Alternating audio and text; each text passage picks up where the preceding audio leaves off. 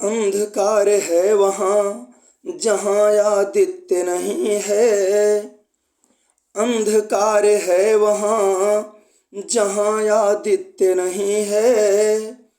और अंधा है वह देश जहाँ साहित्य नहीं है, जहाँ साहित्य नहीं है। नमस्कार मेरे शेर शेरनियों, हिंदी की महागाथा में आपका स्वागत है। मैं हूं श्रीपत यादव और आप देख रहे हैं हिंदी की महागाथा। जी हां, कक्षा 12 की भारी डिमांड पर सबसे ज़्यादा बार पूछा जाने वाला जो पाठ है वह संस्कृत खंड का सुभाषित रत्नानी है, जिसमें अब तक सबसे ज़्यादा प्रश्न पूछे जा चुके हैं। संस्कृत खंड का जो श्लोक का खंड है उसमें सबसे अधिक प्रश्न पूछे जाने वाले पाठ का नाम है सुभाषित रत्नानी। तो इस पाठ को इसकी सबसे सरल सबसे सटीक व्याख्या आप लोगों के सामने लेकर के उपस्थित हुए हैं। जी हाँ, आप लोगों के लिए इसका एकदम सरलतम हिंदी अनुवाद आपके सामने प्रस्तुत करने चल रहे हैं। तो इसकी प्रस्तुति से पहले इसके संदर्भ को जान लेना अत्यंत ही आवश्यक है।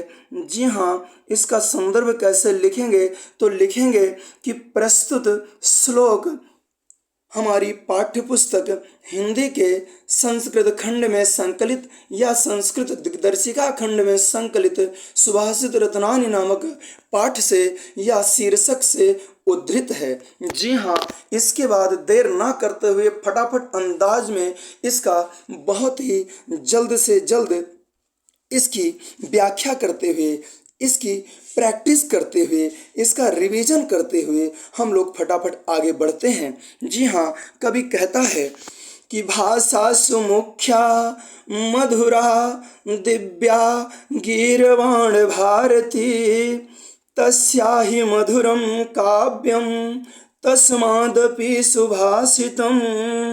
कवि कहता है कि भाषाओं में मुख्य, मधुर, दिव्य अर्थात अलौकिक संस्कृत भाषा है। अर्थात विश्व की समस्त भाषाओं में मुख्य, मधुर और अलौकिक भाषा संस्कृत भाषा है। और संस्कृत भाषा में भी तस्या ही मधुरम, संस्कृत भाषा में उससे भी मधुर काव्यम, उसके काव्य हैं तस्मादपि सुभाषितम, और उसके काव्य में उससे भी अधिक मधुर उसके सुभाषित हैं, अर्थात उसकी सुंदर उक्तियां हैं या उसके सुंदर वचन हैं। जी हाँ, इसके सरलतम अर्थ को एक बार फिर से समझ लीजिए कि कवि कहता है विश्व की समस्त भाषाओं में संस्कृत भाषा मुख्य है, मधुर है, अलौकिक है, तथा उससे भी अधिक मधुर उसका काव्य है, तथा उसके काव्य से भी अधिक मधुर उसके सुभाषित हैं। जी हाँ, चलते हैं अगले प्रश्न पर, चलते हैं अगले श्लोक पर। क्या कहता है? सुखार्थिनः कुतो विद्या कुतो विद्यार्थिनः सुखम सुखार्थी वा त्यजेत विद्याम विद्यार्थी वा त्यजेत सुखम। कभी कहता है कि सुख चाहने वाले को विद्या कहाँ, कुतो विद्यार्थिनः सुखम, और विद्या चाहने वाले को सुख कहाँ। सुखार्थी वा त्यजेत विद्याम, सुख चाहने वाले व्यक्ति को विद्या की अभिलाषा छोड़ देनी चाहिए। और विद्यार्थी वा त्यजेत सुखम, विद्या चाहने वाले व्यक्ति को सुख की अभिलाषा छोड़ देनी चाहिए। एक बार फिर से समझिए, कवि कहता है कि सुख चाहने वाले को विद्या कहाँ, सुख चाहने वाले को विद्या कहाँ, और विद्या चाहने वाले को सुख कहाँ। सुख चाहने वाले को विद्या की लालसा, विद्या की इच्छा छोड़ देनी चाहिए, और विद्या चाहने वाले को सुख की अभिलाषा छोड़ देनी चाहिए। क्यों? क्योंकि तुलसीदास जी ने कहा है रामचरितमानस में कि हंसहि ठठाएं फुलावहि गालू एक समय नहीं हुई भुआलू, कि आप ठट्ठा मार कर हंसते भी रहो और अपना गाल भी फुला लो। ये दोनों चीज़ें एक साथ संभव नहीं हो सकती। अगर आप लोगों को लगता है तो आप लोग ठट्ठा मार करके हंसिए भी और गाल भी फुलाइए, और दोनों चीज़ें एक साथ हो जाए तो कमेंट में फटाफट लिख दीजिए कि मैंने ऐसा कर दिया है। जी हाँ, आगे चलते हैं। जलबिंदु निपातेन क्रमशः पूर्यते घटः सा हेतुः सर्वविद्यानां धर्मस्य चाधनस्य च। जलबिंदु जल के बूंद बूंद निपातेन गिरने से क्रमशः पूर्यते घटः, धीरे धीरे क्रमानुसार घड़ा भर जाता है। सा हेतु सर्व विद्यानाम, वह रहस्य है या कारण है समस्त विद्याओं का। धर्मस्य चा धनस्य चा, धर्म का भी और धन का भी। अर्थात जिस प्रकार से बूंद बूंद के गिरने से धीरे धीरे घड़ा भर जाता है, उसी प्रकार से क्रमानुसार विद्या का अध्ययन करने से व्यक्ति विद्यावान बन जाता है। धर्म के मार्ग पर चलने से, धर्म के रास्ते पर चलने से व्यक्ति धर्मात्मा बन जाता है और बूंद बूंद करके थोड़ा थोड़ा धन संचय करके मनुष्य धनवान बन जाता है। क्या हो जाता है? धनवान बन जाता है। एक बार फिर से देखिए, कवि कहता है कि बूंद बूंद के गिरने से, बूंद बूंद घड़े के अंदर गिरने से घड़ा भर जाता है। तो जिस प्रकार से बूंद बूंद घड़े के भीतर गिरने से घड़ा भर जाता है, उसी प्रकार से अगर व्यक्ति क्रमानुसार विद्या का अध्ययन करता है तो वह विद्वान बन जाता है, धर्म के मार्ग पर चलता है, धर्म पूर्वक आचरण करता है तो वह धर्मात्मा बन जाता है। और यदि बूंद बूंद थोड़ा थोड़ा धन का संचय करता है तो वह व्यक्ति धनवान हो जाता है। लेकिन धनवान होने के बाद व्यक्ति को घमंड नहीं करना चाहिए। क्यों? क्योंकि कहा गया है कि चाहे जितने इकट्ठे कर लो पैसे हीरे मोती, चाहे जितने इकट्ठे कर लो पैसे हीरे मोती, लेकिन इतना ध्यान रहे कि कफन में जेब नहीं होती, कफन में जेब नहीं होती। जी हाँ, आगे आ जाइए। चौथा श्लोक कहता है कि काव्य शास्त्र विनोदेन कालो गच्छति धीमताम व्यसनेन चा मूर्खाणाम निद्रया कलहेन वा। कवि कहता है कि काव्य शास्त्र विनोदेन, काव्य और शास्त्र के अध्ययन के आनंद में बीतता है। कालो गच्छति धीमताम, काल बीतता है, समय बीतता है। किसका बीतता है? तो विद्वानों का बीतता है। कभी कहता है कि बुद्धिमानों का समय या विद्वानों का समय काव्यों और शास्त्रों के पठन पाठन और आनंद में बीतता है। अर्थात काव्यों और शास्त्रों के पठन पाठन से हुए आनंद में बीतता है। व्यसनेन चा मूर्खाणाम, और बुरी आदतों में मूर्खाणाम, मूर्खों का, निद्रया कलहेन वा, सोने में अथवा झगड़ा करने में बीतता है। अर्थात कवि कहता है कि विद्वानों का समय काव्यों और शास्त्रों के अध्ययन अध्यापन से प्राप्त हुए आनंद में बीतता है, जबकि मूर्खों का समय सोने में, झगड़ा करने में या बुरी आदतों में बीतता है। आगे आ जाइए, अगला श्लोक क्या कहता है? न चौरहार्यम न च राजहार्यम न भ्रातृभाज्यम न च भारकारी व्यये कृते वर्धत एव नित्यम विद्याधनम सर्वधनम प्रधानम। कभी कहता है कि विद्या को ना चोर चुरा सकता है, ना ही राजा हरण कर सकता है, ना ही चोर चुरा सकता है, ना ही उसे राजा हरण कर सकता है या छीन सकता है।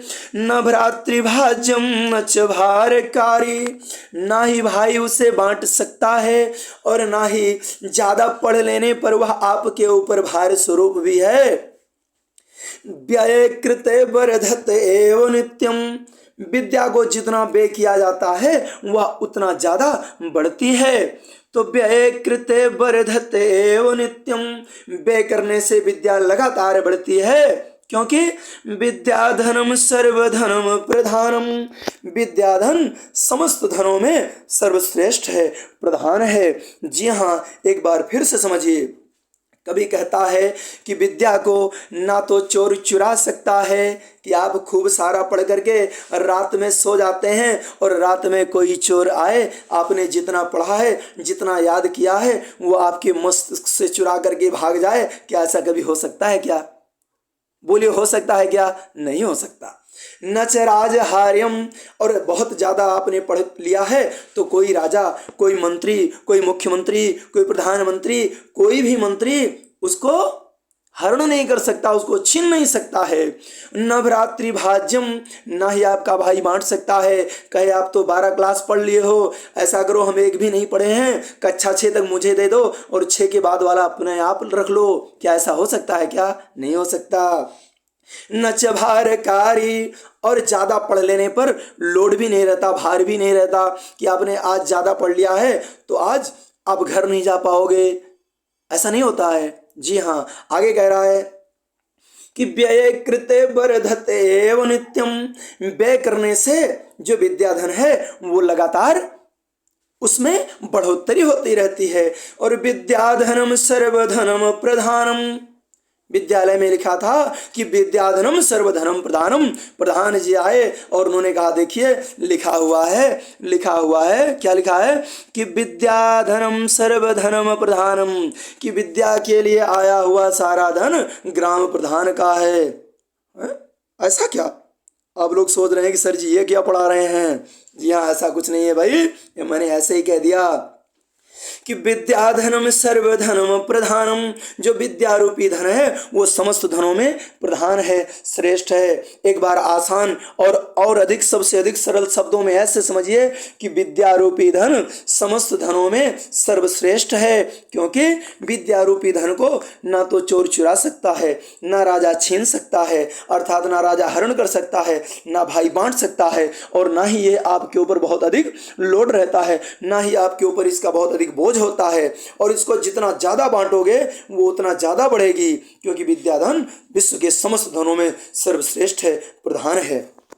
आगे आ जाइए, आगे कह रहा है कि परोक्षे कार्य हंतारम प्रत्यक्षे प्रियवादिनम वर्जये तादृशं मित्रम विषकुंभम पयोमुखम। परोक्षे कार्य हंतारम, जी हाँ, जो लोग पीठ के पीछे काम बिगाड़ने का कार्य करते हैं, क्या करते हैं? काम बिगाड़ने का कार्य करते हैं। प्रत्यक्षे प्रियवादिनम, और सामने मीठी मीठी चुपड़ी बातें करते हैं, बहुत मीठा बोलते हैं, इतना मीठा बोलते हैं कि ऐसा लगता है गुड़ और चूंटा हो गया है। जी हाँ, अर्थात जो पीठ पीछे काम बिगाड़ने वाले हैं और सामने मीठी मीठी चुपड़ी बातें करने वाले हैं, तो वर्जये तादृशम मित्रम, ऐसे मित्रों का साथ उसी प्रकार से छोड़ देना चाहिए, उसी प्रकार से त्याग कर देना चाहिए। विषकुंभम पयोमुखम, जिस प्रकार से विष से भरे हुए घड़े के जिसके ऊपरी भाग में दूध भरा हुआ हो उसका परित्याग कर देना चाहिए, उसी प्रकार से ऐसे मित्रों का परित्याग कर देना चाहिए जो पीठ के पीछे तो काम बिगाड़ते हैं और सामने मीठी मीठी चुपड़ी बातें करते हैं। क्योंकि ऐसे लोग कैसे होते हैं कि मुंह में राम बगल में छुरी, जैसे ही आप उनको मौका दे देंगे बस तुरंत आपका काम बिगाड़ना शुरू कर देंगे। जी हाँ, ऐसे मित्र नहीं होते हैं। ऐसे मित्र क्या होते हैं? ऐसे मित्र होते हैं शत्रु। आगे कहता है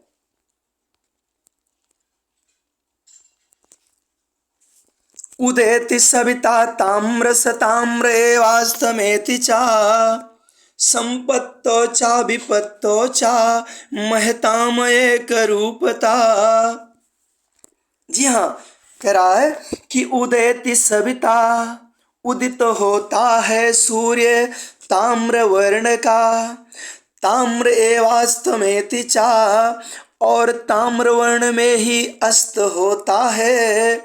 अर्थात जब सूर्य उदित होता है तो सूर्य उदित होते समय लाल रंग का होता है और अस्त होता है तब भी लाल रंग का होता है। जब सूर्य उदित होता है तब भी लाल रंग का होता है और जब अस्त होता है तब भी लाल रंग का होता है।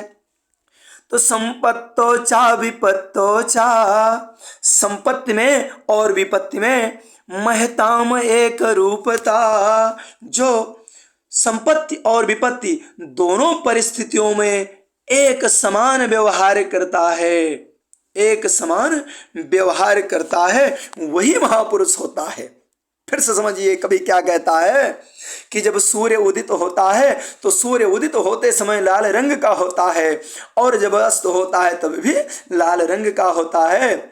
इस प्रकार जो महापुरुष होते हैं वो संपत्ति में, अर्थात जब उनके पास बहुत अधिक धन धान्य आ जाता है या बहुत अधिक विपत्ति आ जाती है तो दोनों परिस्थितियों में एक समान वातावरण रखते हैं, एक समान व्यवहार रखते हैं। ऐसा नहीं है कि बहुत अधिक दुख आ जाए तो हाय दैया करने लगे, बहुत छटपटाने लगे और जरा सी खुशी मिल जाए तो फुदकने लगे, उछलने लगे।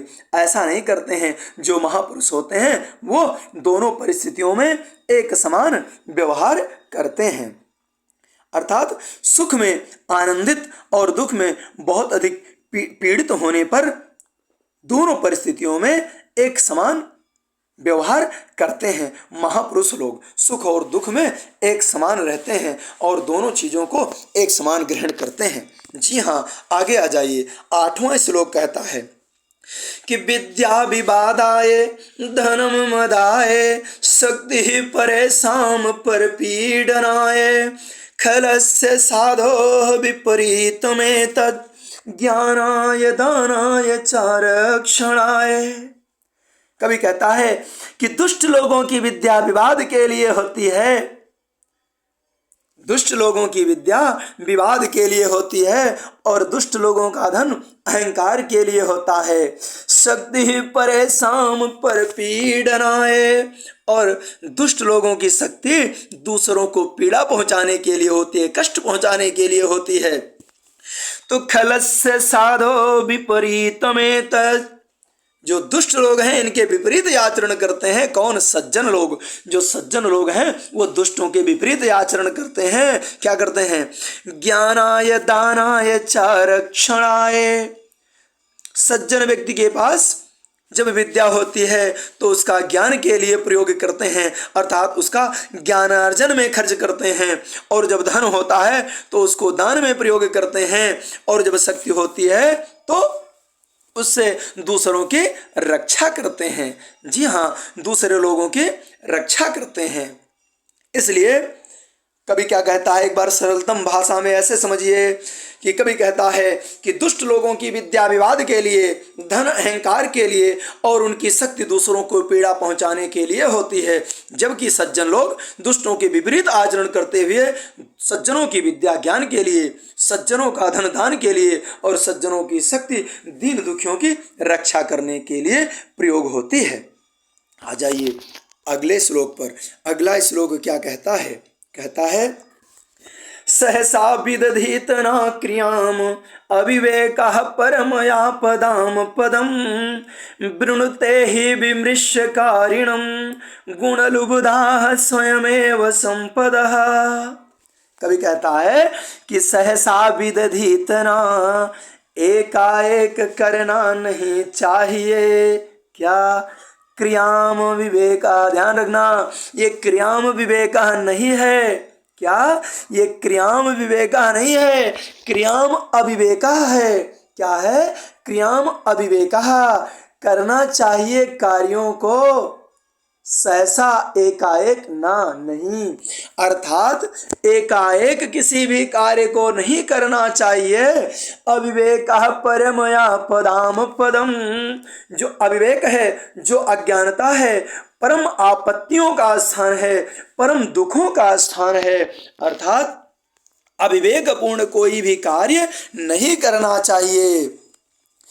वृणुते ही विमृश्यकारिणं गुणलुब्धा, क्योंकि वर्ण करती हैं विचार कर कार्य करने वाले लोगों की गुणलुब्धा, गुणों की लोभी, स्वयमेव संपदा, अपने आप ही संपत्तियां।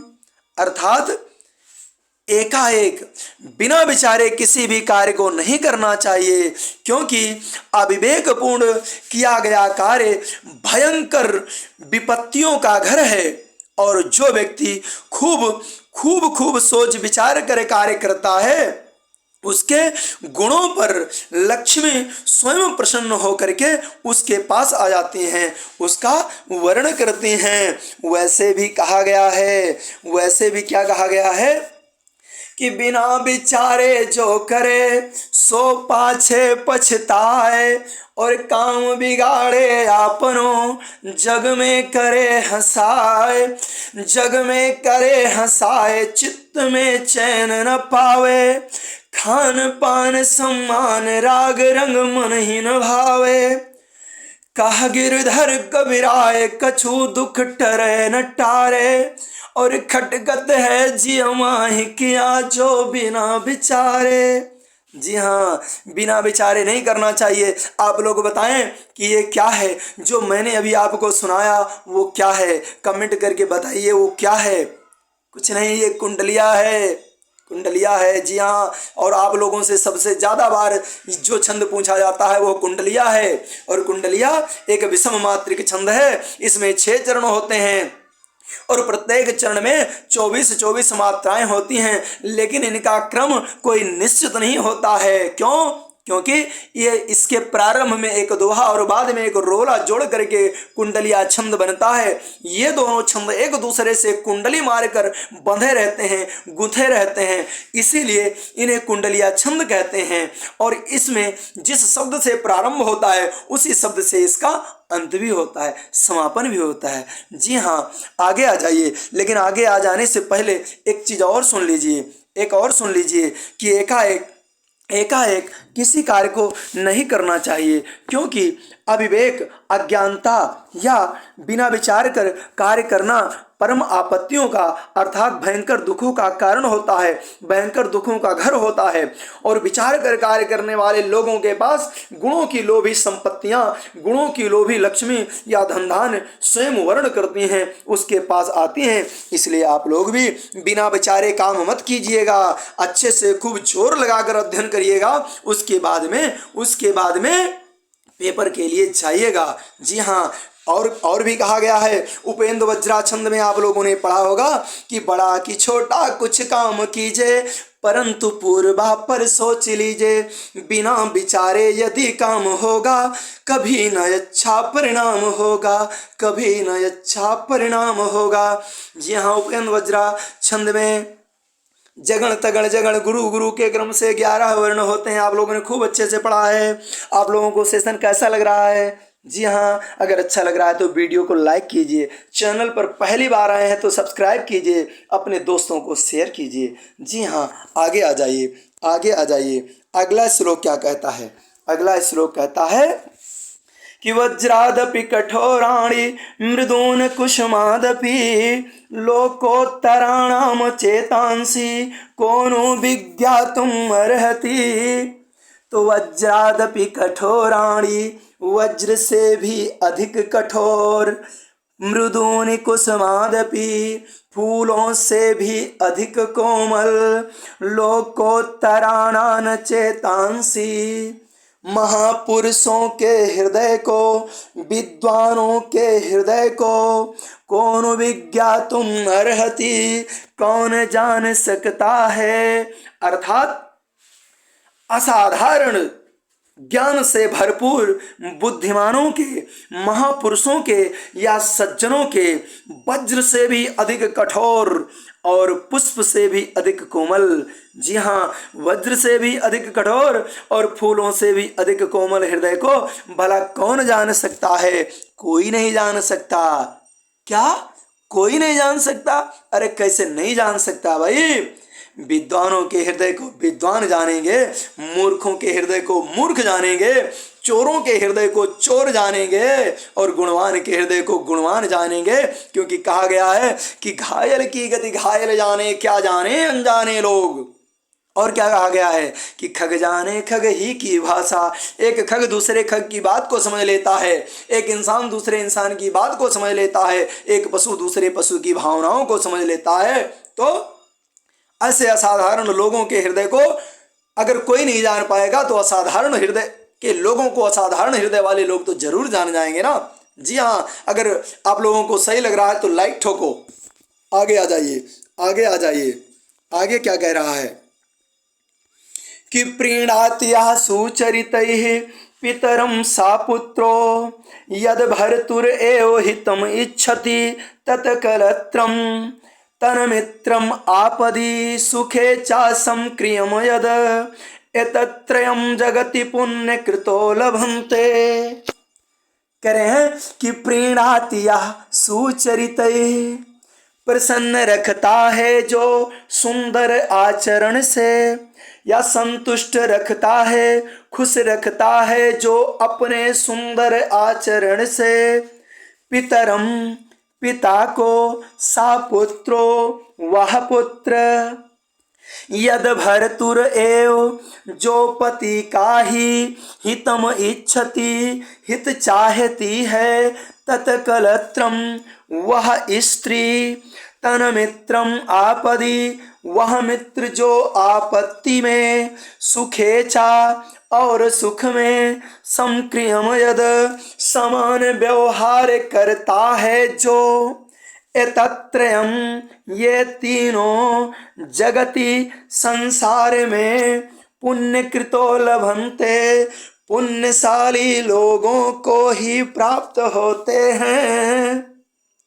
कह रहे हैं कि जो अपने सुंदर आचरण से अपने पिता को प्रसन्न रखता है, ऐसा पुत्र, जो अपने पति का ही हित चाहती है, वह स्त्री, जो सुख और दुख में एक समान व्यवहार करता है, ऐसा मित्र, इस संसार में ये तीनों पुण्यशाली लोगों को ही प्राप्त होते हैं। जी हाँ, इसमें इन तीनों लोगों के बारे में बताया गया है। कवि ने दो चीज़ों को लिखना कभी भूल गया। जी हाँ, क्या भूल गया, मैं बताता हूँ। कह रहा है, कवि कहता है कि जो अपने सुंदर आचरण से अपने पिता को प्रसन्न रखता है, वह पुत्र। जी हाँ, ये केवल पुत्र की ही बात नहीं है, पुत्री को भी, जी हाँ, पुत्री को भी तो अपने पिता को प्रसन्न रखना चाहिए। तो चौथा नंबर आ गया कि जो अपने सुंदर आचरण से अपने पिता को प्रसन्न रखता है, वह पुत्र और पुत्री। यद भर्तुर एव हितम इच्छति तत्कलत्रम, जो अपने पति का ही हित चाहती है वह स्त्री, लेकिन जो अपने स्त्री का ही हित चाहता है वैसा पति। तन्मित्रम आपदि सुखे चा संक्रियम यदि, और ऐसा मित्र जो सुख और दुख में एक समान व्यवहार करता है। एतत्त्रयम, तो ये तीन नहीं, अब हो गए 5, पुत्र, स्त्री और मित्र के बाद पुत्री और पति। 5 हो गए कि नहीं हो गए? जल्दी बोलिए आप लोग, भाई कमेंट कीजिए, 5 हो गए कि नहीं हो गए? सबको अपने कर्तव्य का पालन करना है, सिर्फ दूसरे के ऊपर आक्षेप नहीं लगाना है। जितना अधिकार पुत्र का है उतना ही अधिकार पुत्री का भी है, तो जितना कर्तव्य पुत्र का है उतना ही कर्तव्य पुत्री का भी है, और जितना अधिकार पति का है उतना अधिकार पत्नी का है। तो जो कर्तव्य पति का होना चाहिए वही कर्तव्य पत्नी का भी होना चाहिए, और जो कर्तव्य एक मित्र का होना चाहिए वही कर्तव्य दूसरे मित्र का भी होना चाहिए। और कहा गया है कि मित्र वही जो मित्र को माने, मित्र वही जो मित्र को जाने, और गलती हो तो गलत न माने। जी हाँ, मित्र ऐसे होने चाहिए कि जो गलती करने पर भी गलती न माने।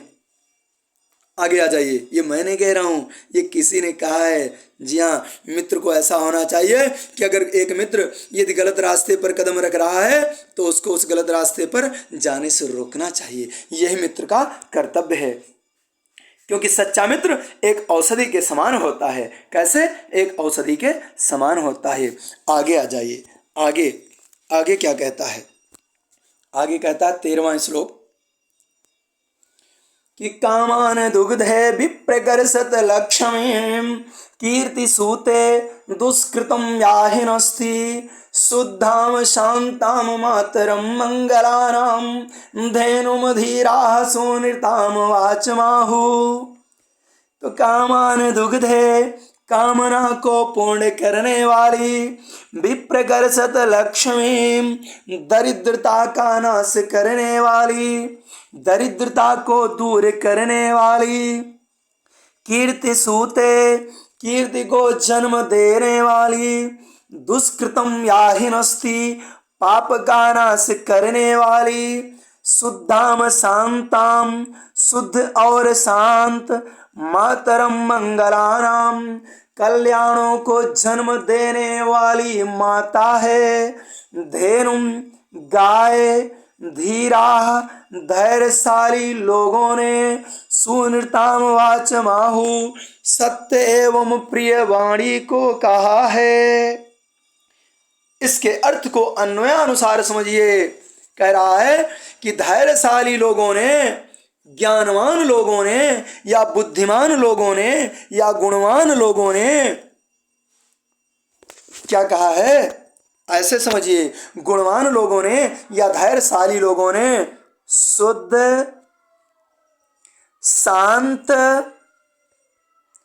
सत्य एवं प्रिय वाणी को ऐसी गौ कहा है। जी हाँ, विद्वानों ने या धैर्यशाली लोगों ने, धैर्यशाली लोगों ने या विद्वानों ने शुद्ध, शांत, सत्य एवं प्रिय वाणी को ऐसी गौ कहा है जो कामना को पूर्ण करने वाली है। जी हाँ, जो इच्छाओं को पूर्ण करने वाली है और दरिद्रता को दूर करने वाली है, कीर्ति को जन्म देने वाली है, यश को जन्म देने वाली है और पाप का विनाश करने वाली है तथा संपूर्ण कल्याणों को जन्म देने वाली माता है। जी हाँ, कवि कहता है कि धैर्यशाली लोगों ने शुद्ध, शांत, सत्य एवं प्रिय वाणी को ऐसी गौ कहा है जो कामना को पूर्ण करने वाली है या इच्छा को पूर्ण करने वाली है, दरिद्रता को दूर करने वाली है, कीर्ति को जन्म देने वाली है, पाप का नाश करने वाली है और समस्त कल्याणों को जन्म देने वाली माता है। जी हाँ, आगे आ जाइए, आगे आ जाइए। आगे क्या कहता है?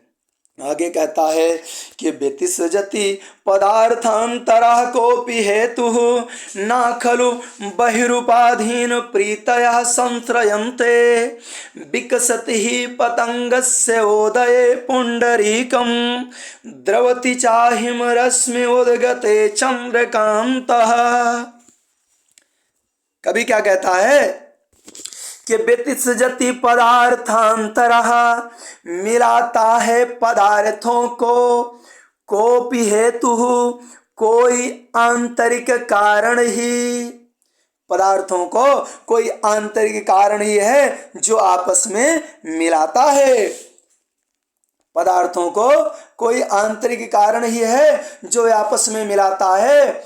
न खलु बहिरूपाधीन, निश्चय ही किसी बाह्य उपादान पर प्रीतया संश्रयन्ते न, प्रेम स्थिर नहीं होता है, प्रेम किसी बाह्य उपादान पर आश्रित नहीं होता है, निर्भर नहीं होता है। पदार्थों को कोई आंतरिक कारण ही है जो मिलाता है, प्रेम किसी बाह्य उपादान पर आश्रित नहीं होता है, किसी बाह्य कारण पर निर्भर नहीं होता है, क्योंकि विकसति ही पतंगस्य उदये पुंडरीकम, क्योंकि सूर्य के उदित होने पर कमल खिलते हैं और द्रवति चाहिम रश्मि उद्गते चंद्रकांता, और चंद्रमा के उदित होने पर चंद्रकांत मणि द्रवित होती है, चंद्रकांत मणि पिघलती है। जी हाँ, एक बार फिर से समझिए कि कवि कहता है कि कोई आंतरिक कारण ही है जो पदार्थों को आपस में मिलाता है, पदार्थों को आपस में मिलाता है, प्रेम किसी बाह्य उपादान पर निर्भर नहीं रहता है। जिस प्रकार से सूर्य के उदित होने पर कमल खिलते हैं और चंद्रमा के उदित होने पर चंद्रकांत मणि पिघलती है, इनका आपस का जो प्रेम है वो कोई आंतरिक ही कारण है, किसी बाह्य उपादान पर ये निर्भर नहीं होते हैं। किसी कवि ने कहा है कि ना कोई किसी से दूर होता है, ना कोई किसी के करीब होता है, ना कोई किसी से दूर होता है, ना कोई किसी के करीब होता है। जी हाँ, ना कोई किसी से दूर होता है, ना कोई किसी के करीब होता है। प्यार तो खुद चल कर आता है, वह जिसके नसीब होता है, वह जिसके नसीब होता है। अगले पे आ जाइए, अगला क्या कहता है, अगला क्या कहता है कि निंदन्तु नीति निपुणा यदि वायस्तवन्तु लक्ष्मीः समाविशतु गच्छतु वा यथेष्टम् अद्यैव वा मरणमस्तु युगान्तरे वा न्यायात् पथः प्रविचलन्ति पदमनधीराः। कभी कहता है कि निंदन्तु नीति निपुणा, नीति में निपुण लोग चाहे हमारी निंदा करें, यदि यस्तवन्तु, चाहे वो हमारी प्रशंसा करें। नीति में निपुण लोग चाहे हमारी पूजा करें, चाहे हमारी निंदा करें, चाहे हमारी भलाई करें, चाहे हमारी बुराई करें, जो इच्छा हो जो करें। लक्ष्मी समाविशतु, लक्ष्मी हमारे पास आए, गच्छतु वा यथेष्टम, या अपनी इच्छा अनुसार स्वेच्छा से चले जाएं। नीति में निपुण लोग चाहे हमारी प्रशंसा करें, चाहे हमारी बुराई करें, लक्ष्मी हमारे पास आए या इच्छा अनुसार चली जाएं। अद्यैव वा मरणमस्तु, आज ही मृत्यु हो, युगांतरे वा, अथवा युगों के बाद हो। हमारी मृत्यु आज ही हो या युगों के बाद हो। न्यायात पथा, न्याय के रास्ते से, प्रविचलन्ति पदमनधीराः, जो धैर्यशाली लोग हैं वो एक कदम भी अपने रास्ते से डगमगाते नहीं हैं, अपने न्याय के मार्ग से एक पग भी विचलित नहीं होते हैं।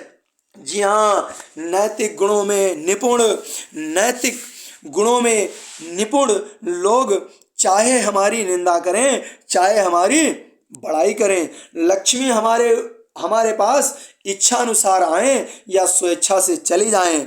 आज ही हमारी मृत्यु हो चाहे युगों के बाद हो, किंतु जो धैर्यशाली लोग होते हैं वो न्याय के रास्ते से एक पल के लिए भी अपने पग को हटाते नहीं हैं, अपने रास्ते से विचलित नहीं होते हैं। क्यों? क्योंकि कहा गया है, क्या कहा गया है कि जीवन है तो मरना होगा, मरना है तो डरना कैसा। यदि जन्म लिया है तो मरना पड़ेगा, और जब मरना ही है तो मरने से कैसा डरना। जीवन है तो मरना होगा, मरने से फिर डरना कैसा। नहीं डरना चाहिए। कबीरदास जी ने कहा कि आया है सो जाएगा राजा रंग फकीर, और क्या कहा, और कहा कबीरदास जी ने कहा कि जो फरा सो झरा, जो जरा सो बुताना। आगे आ जाइए, अगला श्लोक क्या कहता है। अगला श्लोक कहता है कि ऋषयो राक्षसीमयाहु वाचम उन्मत्त अदृप्तयो सायोनि सर्ववैराणाम साही लोकस्य निरतिः। कभी कहता है कि ऋषयो राक्षसीमयाहु, ऋषियों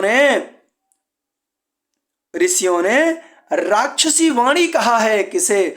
वाचम उन्मत्त दृप्तयो, अहंकारी, उन्मत्त और अहंकारी पुरुषों की वाणी को ऋषियों